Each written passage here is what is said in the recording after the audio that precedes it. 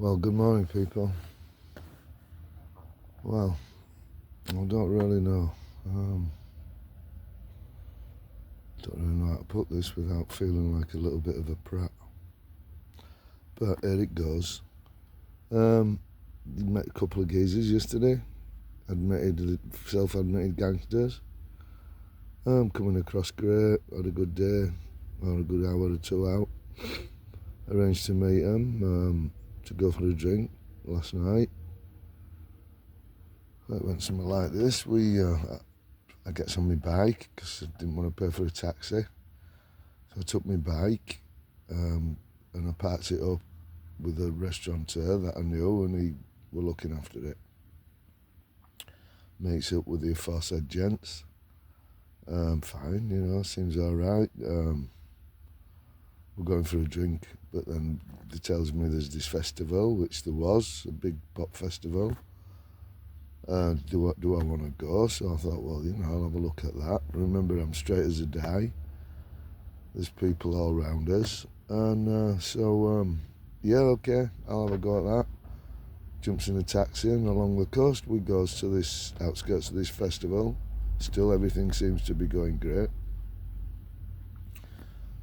Goes into a park to see this geezer who's supposedly got a bit of weed. I don't know what went on. Whether they did a little bit of wheeling and dealing. But I sat and had an ice cream with his mate who could speak some English, albeit from TV and video games, etc., but some English. Anyway, we sat there having the ice cream. They're saying, it looked like the geezer that had sold them it was saying, you can't fucking smoke that here. Too many police around. So we've got up, still me and a little bit naive, I suppose, following them down 200 yards away, down into a car park by a sports field, sit down on a wall. I must admit, I hadn't had a smoke for 2 weeks. Wow. Really trippy, really nice, excellent weed, absolutely first class. But, as we all know, I think I had a bit of, I know I had a bit of paranoia straight away. I had the weed, not straight away. A couple of minutes later, I started to realise, well, hang on a minute. I'm a bit fucking vulnerable here. Down in the middle of fucking nowhere. I mean, I just thought, hang on, I shouldn't be doing stuff like this now. Whether or not these lads were going to go bent on me, I haven't got a fucking clue. But I'll tell you what happened next. Anyway, the healthy bit of paranoia that I was suffering caused me to get up and walk away from them. Literally, just got up and fucked off. And shouting after me, Malcolm, problem, what?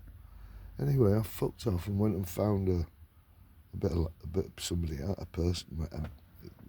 Anyway, some geezer. And I'm getting this geezer to bring me a taxi. And they came back again. And they're talking to him and blah, blah. And gets on phone about a taxi as if he's making a taxi call. And remember, these are self-admitted gangsters. So I'm thinking, well, he's ringing me a taxi. Fair enough. Maybe, whatever's gone on, I might have been a bit naive getting into that situation, but it seems all right. I'm not, but I'm going to get in a taxi and I'm going to go home. So I've told him I'm going still.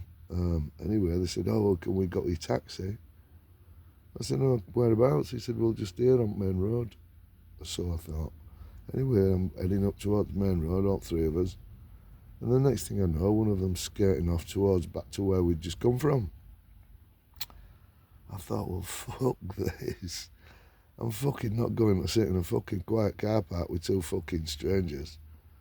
self-admitted gangsters. And I'd already been warned off that there might be dangerous men.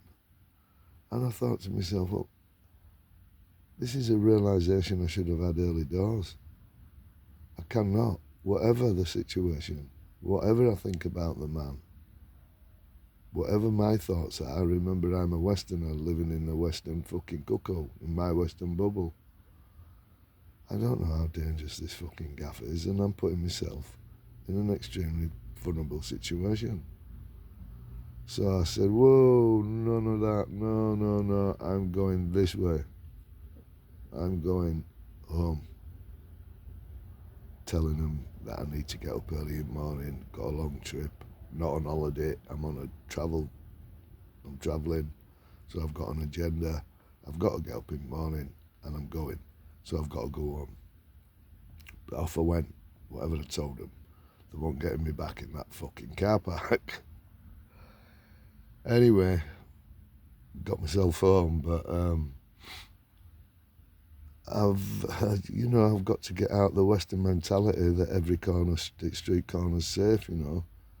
This isn't fucking England. What the fuck am I doing sitting in the middle of a fucking park with two strangers? It just shouldn't be done. Me and me cocky attitude that I can handle any situation. Well, fuck me, I can't. I'm a 64-year-old geezer that needs to keep himself safe. So anyway, that was a realisation of the dangers that I think are just round the fucking corner now that I've seen it. Which a lot of you will be saying, well, we told you so, it's a dangerous place. Well, yeah, it is. But I've just fucking experienced it firsthand, how dangerous it is. Not in my imagination, firsthand. So I won't be putting myself in any more vulnerable situations like that, I can assure you.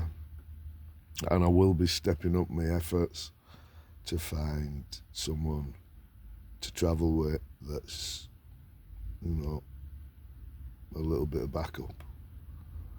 And it reinforces me intent to try and join a tour group that goes along the Silk Road. You do get these tour groups where they all club together and all travel together. That seems to be the most sensible way to do it.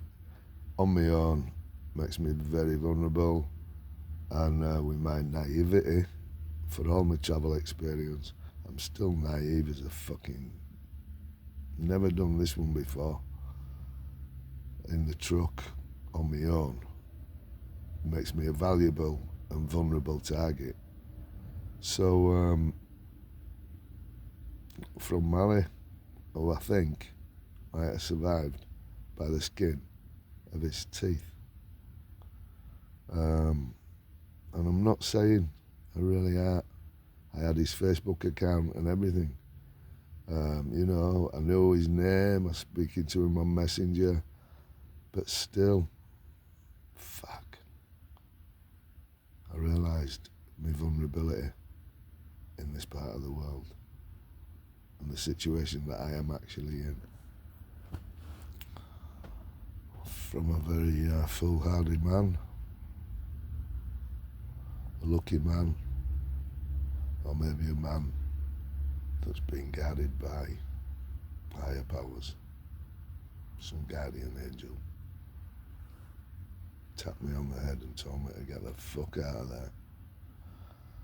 Anyway, I'll get back to you people. Bye for now.